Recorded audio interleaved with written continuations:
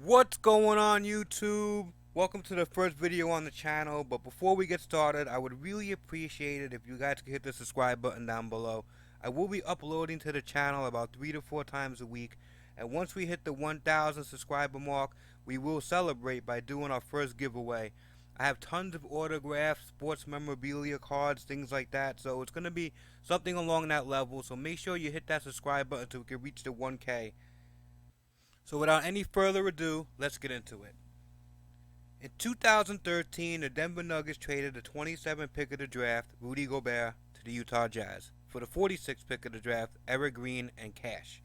Gobert averaged 8 points, 5 rebounds, and 2 blocks for France, so it wasn't like he was an instant star at that moment. Eric Green was a college stud though. He averaged 25 points a game and shot nearly 40% from 3. At that time you might have thought that Green was more NBA ready, but at 7'1" with a 7'9" wingspan, Gobert was a very intriguing prospect. After averaging 10 minutes per game as a rookie, Gobert has since developed into an all-star talent, winning 2 Defensive Player of the Years, 3 times All Defensive honors, 2 times All NBA, 1 time All-Star, and he led the league in blocks in 2016-2017. Eric Green, however, played only 2 seasons in the NBA with an average of 3.1 points per game for his career. So it's safe to say this was a bad trade for the Nuggets. In 2017, the Denver Nuggets had the 13th pick in the draft, which they used on Donovan Mitchell. Not learning from the Gobert trade from 4 years prior, they negotiated another deal with the Utah Jazz. The Jazz gave them the 24th pick, which was Tyler London, and Trey Lyles. While London and Lyles are both somewhere around the 9th or 10th men off the bench for their respective team, Mitchell has flourished in Utah. He averaged 22 points a game for his career, and he's been named to an all-star team. Imagine if the Nuggets had Mitchell and Gobert on the current roster with guys like Jokic and Murray. Now that team would be amazing. In 2011, the Indiana Pacers drafted Kawhi Leonard with the 15th pick in the NBA draft. At 6'7", playing forward for San Diego State, he averaged 15.5 points per game and 10.6 rebounds per game. He was second-team All-American and helped his school to a record 34 wins. Now, the Pacers were in love with a point guard from San Antonio named George Hill, so much that they traded Kawhi the rights to the 42nd pick in the draft, Davis Bertans, and another player, Irazam Lorbeck. Although Hill is a solid point guard in the NBA, Kawhi has developed into arguably the best player in the NBA at the moment.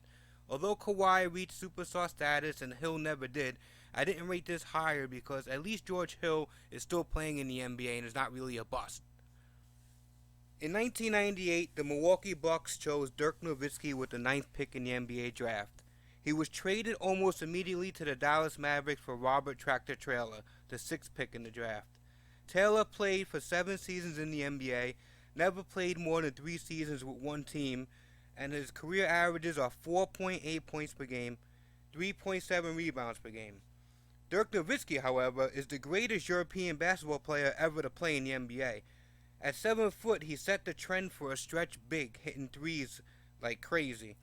He played 21 seasons for the Mavericks, made 14 All-Star teams, and was the best player on the Mavericks team that beat the stacked Miami Heat team that had LeBron James, Dwayne Wade, and Chris Bosh in the 2010-2011 NBA Finals. Nowitzki retired last year and is a surefire first-ballot Hall of Famer. The rest speaks for itself. Alright, so I was going to switch it up here, but there is basically no way that you can even mention this man's name without saying that this is the greatest fleece job in the history of draft day trades. I mean, Kobe Bryant coming out of high school was a generational talent. When Jerry West had him work out before the draft, he was blown away by not only the skill that Kobe showed, but the drive and motivation that he had. He said Kobe had this look in his eye. I mean, I'm amazed by how Jerry West even noticed this when Kobe was like an 18-year-old kid coming out of high school. But that's why Jerry West is also considered one of the best GMs of all time. You know, West tried to downplay the talent of Kobe with hopes that he would fall to LA in the draft, but John Calipari, who was the coach of the New Jersey Nets, really had high hopes on Kobe. He spoke to Kobe, and Kobe was basically in agreement to go to the Nets, But the night before the draft, he allegedly called Calipari and told him there's no way he's playing in New Jersey. So when the draft came that night, at the 13th pick, the Charlotte Hornets drafted Kobe Bryant. Now, I don't know if they had any intentions of keeping him ever, but they wound up trading him immediately to the Lakers for Vlade Divac.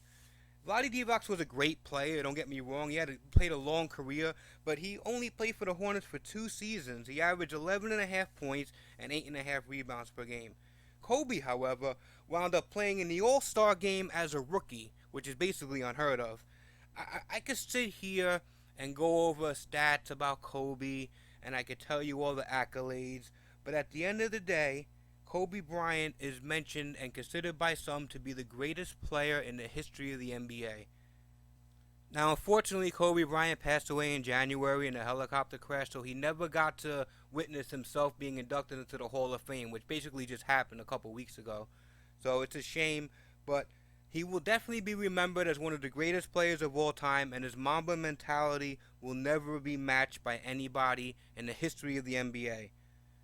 Alright guys, that's it for the video. Make sure you drop a like, and please turn your notifications on so you can get the notification when the next video is going to drop, which will be probably in about 2 or 3 days. Thanks for watching. Have a good night.